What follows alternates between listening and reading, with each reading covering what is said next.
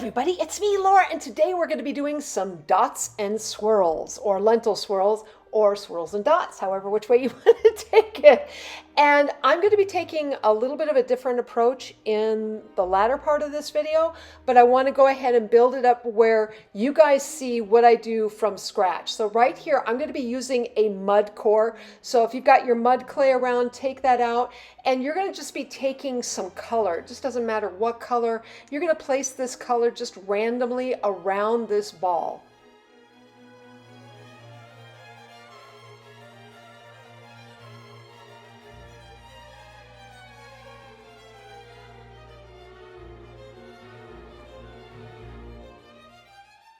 Once you have all of the color around onto this ball and add in a little bit of black like I've got right here, you're going to take your left hand, and this is if you're right-handed, and it's going to go clockwise, okay? It's going to go around in a circular motion, and your top hand is going to go counterclockwise.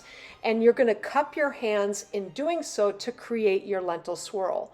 Now, this is a harder, trying to do it by hand is kind of a little bit difficult sometimes. So for those of you who are attempting this for the first time, give yourself a break because it might be, this is a little bit of a practice thing. So you might have to try a few different times. But as you can tell, there's my swirl right there. And this is my first swirl that I've done. I am using regular clay, so I'm not using Kato clay here. I actually prefer Kato compared to just the other brands when it comes to this technique, if you will. I'm also bringing in my long needle tool. Now this is where we're going to make our bead. Now some people will place it and they'll go right through the center. I don't like to do, I want to see the bead. I want to see the swirl. So to me, I go from the side and you're going right in the center and then going right through the top. Now if you don't quite make that center, you can bring that needle tool back out and try to find that center. But as you can tell, I'm taking my needle tool and I'm making sure I have a nice hole all the way through the bead. Now I'll bring in then some of my knitting needles, and these knitting needles will be like, they'll be small, okay? You start small and then you start to build on them if you want a larger hole in the opening or as the opening for this bead.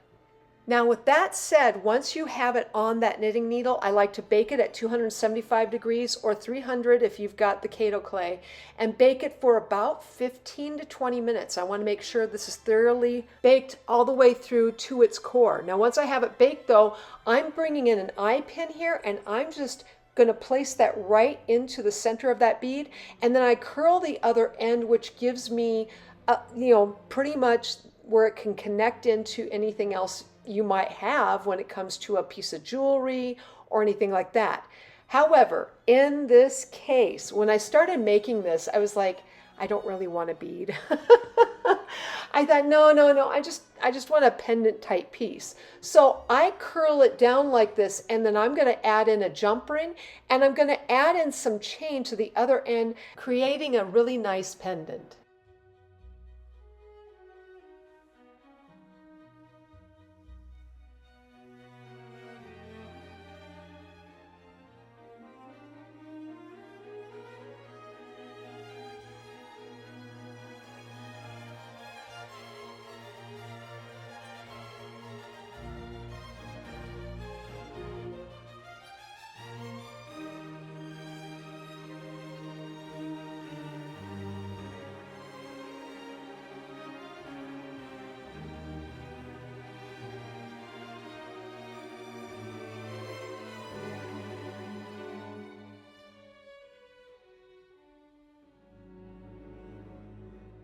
To create the heart lentil swirl, I just have to say right here, if you have, or if you've ever seen Polymer Cafe magazine, which you probably find it out there on the internet or eBay, it's no longer in production, but if you go back to the April 2013 issue, you'll find my whole article on this particular technique. Anyways, I'm twisting up some clay. It was just some pink and some purple, and I'm just going to roll it into kind of a curl here, and then I'm going to wad it up in my hands, and we're going to create our little lentil swirl from this point, right? Once you get that lentil swirl made, you can see it's coming up pretty nice. Also understand here, my hands are going faster than normal, so it's going to take you longer than what you're seeing here. Anyways, as you can tell, I'm getting that swirl. Once I have that swirl done though, I've got a really nice swirl, I'm going to bring in my bead or my needle tool one more time, my long needle tool, and I'm going to go ahead and make that same insert in through the side. Once I have that thoroughly put through, and I'm going to make sure that this opening that I create in the bead itself, it's going to be a little bit large. The reason for this is because we need to create a hanger here for this pendant, or even if you have a fairly large lentil here, it can even turn into an ornament in this case. But what I'm doing here is I'm making sure I have a nice sized opening. Once you have that though, you're going to go ahead and pinch the bottom end of that bead into a point. Once you have that pinched, you're also going to take your knitting needle and you're going to rock it back and forth over one of the openings here. So I'm taking a little larger knitting needle here and I'm rocking it over that. I'm inserting my knitting needle one more time, and what you're going to do is you're going to pull that little hump away from the other one and then bring in that knitting needle. Make sure that you have that, and again, like I said, pinch on the other end, giving you that heart form.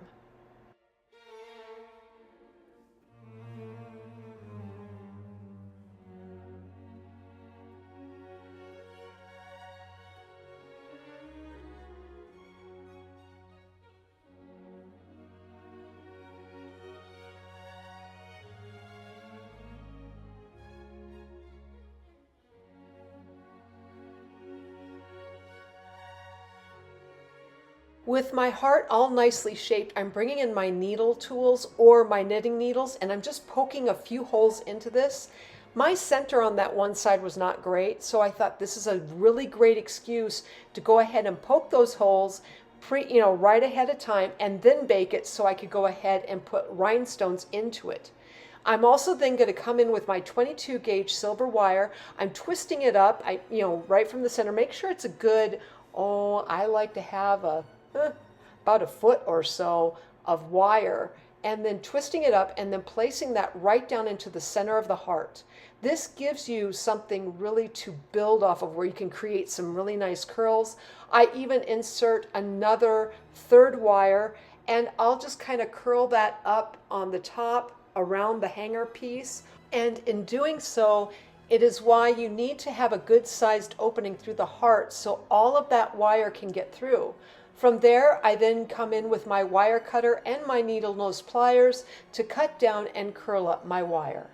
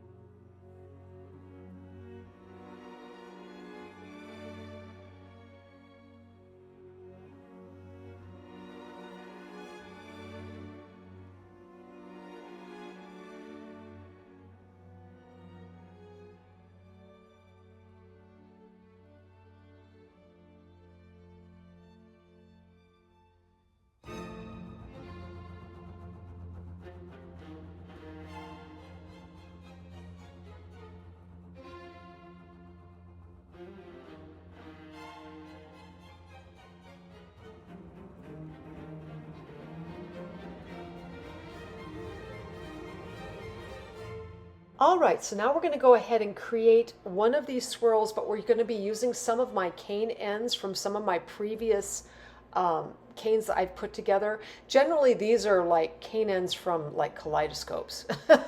I make a lot of kaleidoscopes, so I have a lot of this stuff left over. And so I'm going to cover this entire little ball. And notice here, guys, I have not really given you, I want to say like the diameter of each of these balls.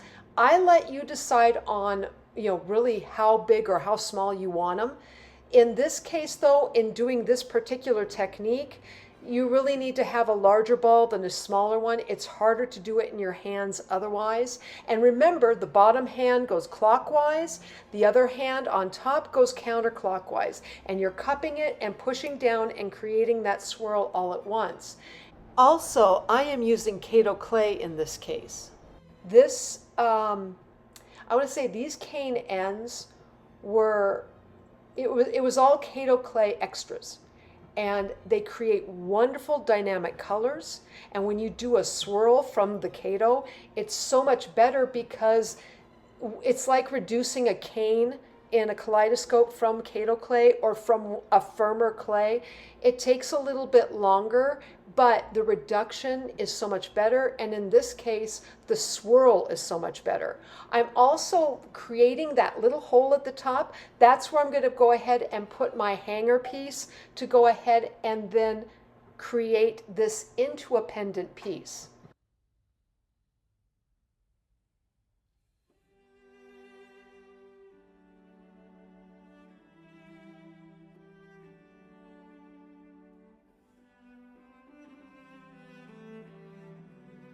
The second swirl that I decided to create here, I went and I took some of my mud clay and I covered it all in reds. So I had like 3 reds that were kind of all together, and I just thought, let's put it all around on this ball. And then I took some of my leftover cane end work, and I put it on one side of the ball. So it's a half and half. I kind of roll it up in my hand just a little bit so that it's all the same thickness. Once I had that though, when I go to make the swirl, I have the ball facing me where it's half and half, and then of course I do my swirl in my hands.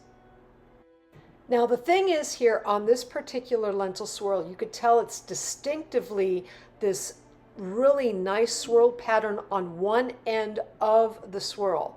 And I love this. It's such a beautiful type of swirl to create.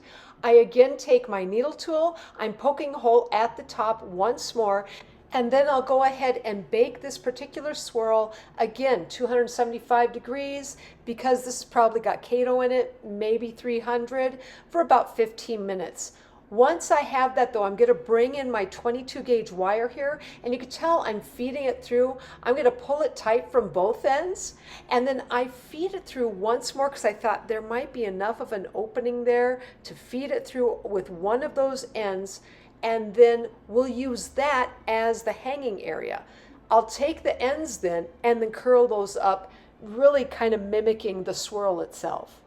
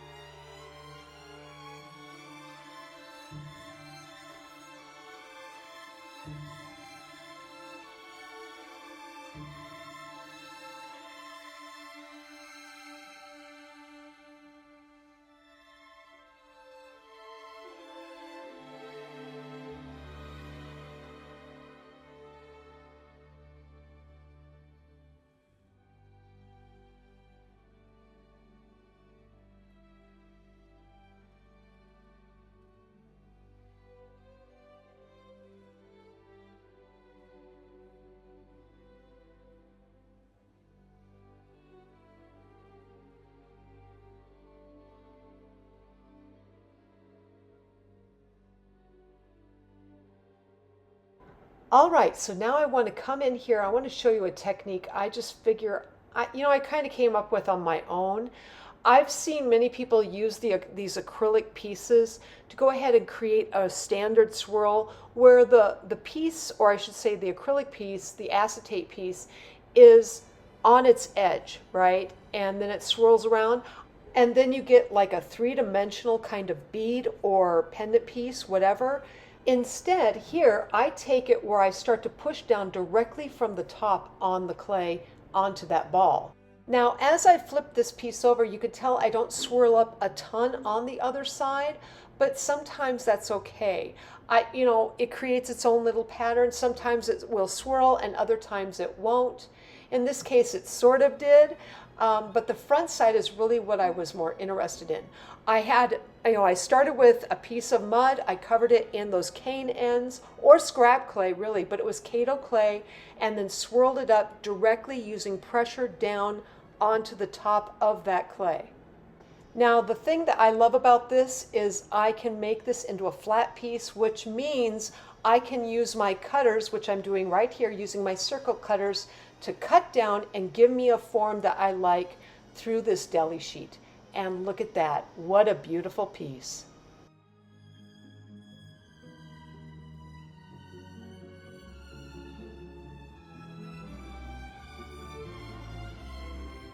Okay, so I know many of you are like thinking, okay, cookie swirl, what?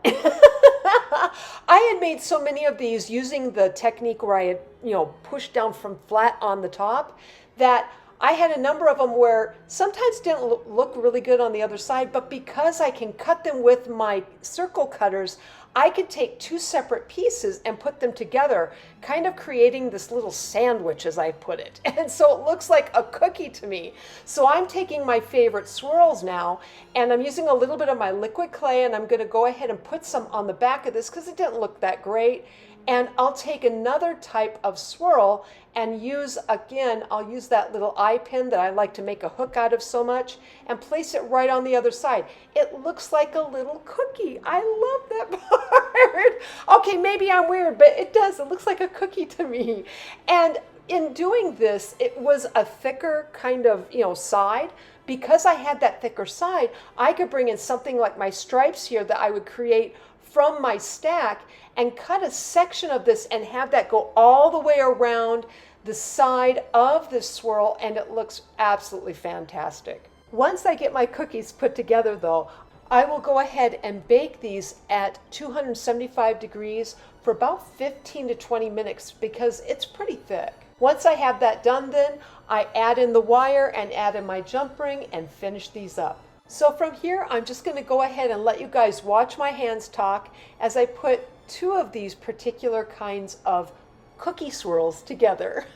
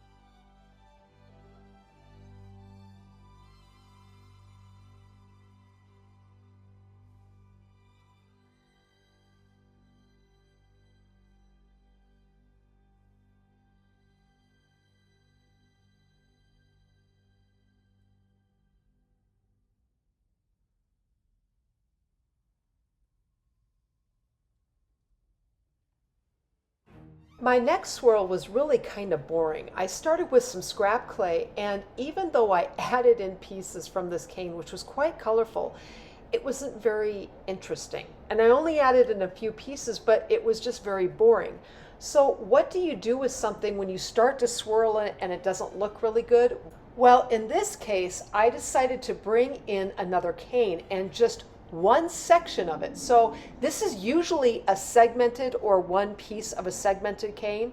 And when you take slices from just this one segment of the segmented cane and you place them around, kind of around the edges of where the swirl is going to happen, eventually when you bring in your acrylic piece to go ahead and start swirling up the piece all together, it's going to look absolutely beautiful. It really makes a huge difference. It takes a swirl that was going to be fairly boring and turned it into a really nice piece altogether. I will then use my circle cutters to cut the overall piece and then repeat that once again on another swirl.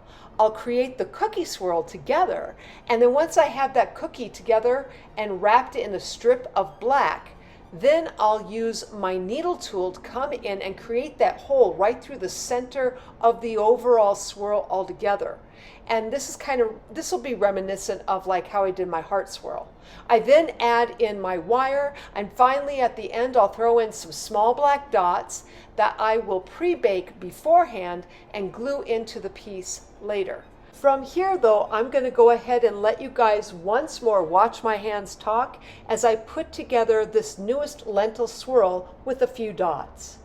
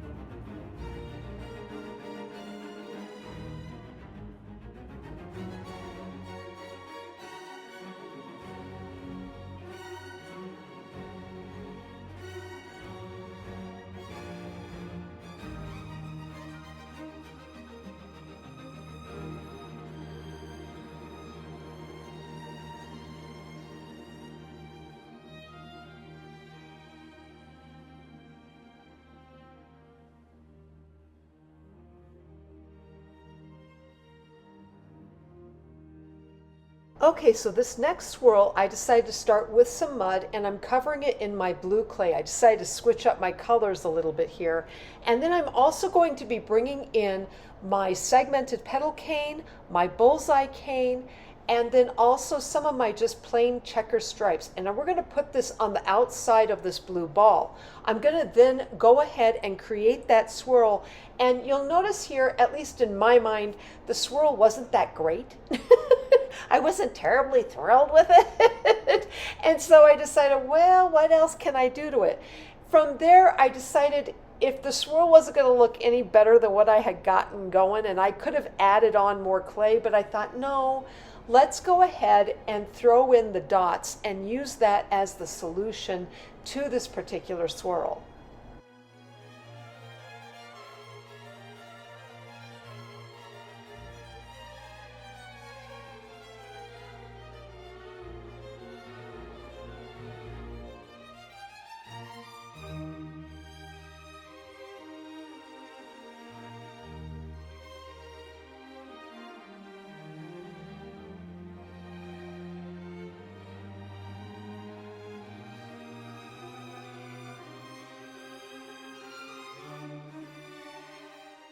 All right, so I want you guys to notice something here as I do this swirl. Notice I'm picking up my acrylic little plate here, or my acetate plate, up off of the swirl. It's nice and attached to my surface, but I'm gradually getting that thing to swirl up just a little bit at a time.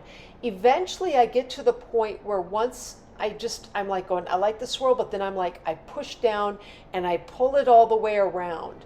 And this is quite important when I'm starting to do these swirls. I start a little bit at first. It's almost like I'm timid about pushing down onto that ball. This way then I don't push down right away. It's just a gradual thing to get the clay moving until you feel like you can finally push down a little harder while keeping the pressure on that plate to complete up the overall swirl.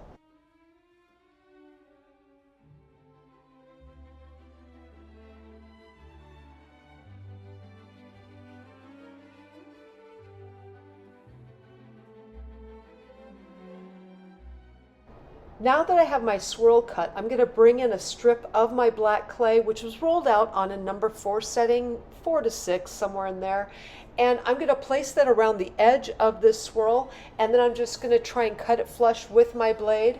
Once I have that done, I'll then go ahead and I'm going to bring in some of my needle tools, my knitting needles, and my smallest Kemper circle cutter. And I'm going to cut a nice sized circle right in the center there. And this is going to be for, placing wire throughout this thing. I want to make this kind of fun with the wire. This is where I really have fun with it and decorate it up in this regard.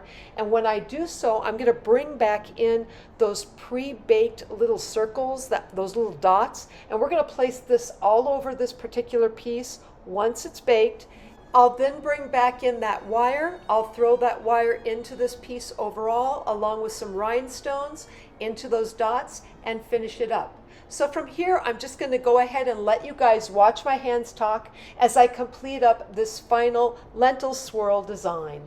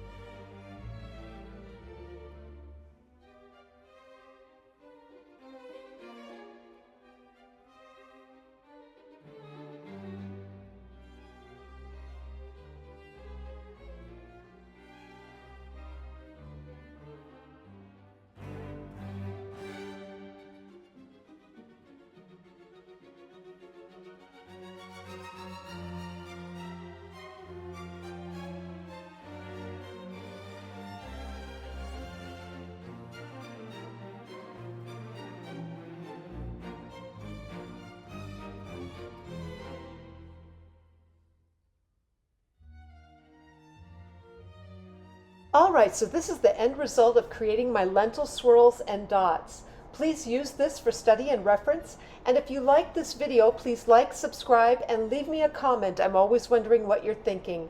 Otherwise, I am sending out my biggest hugs to each of you, and I hope you have a fantastic day.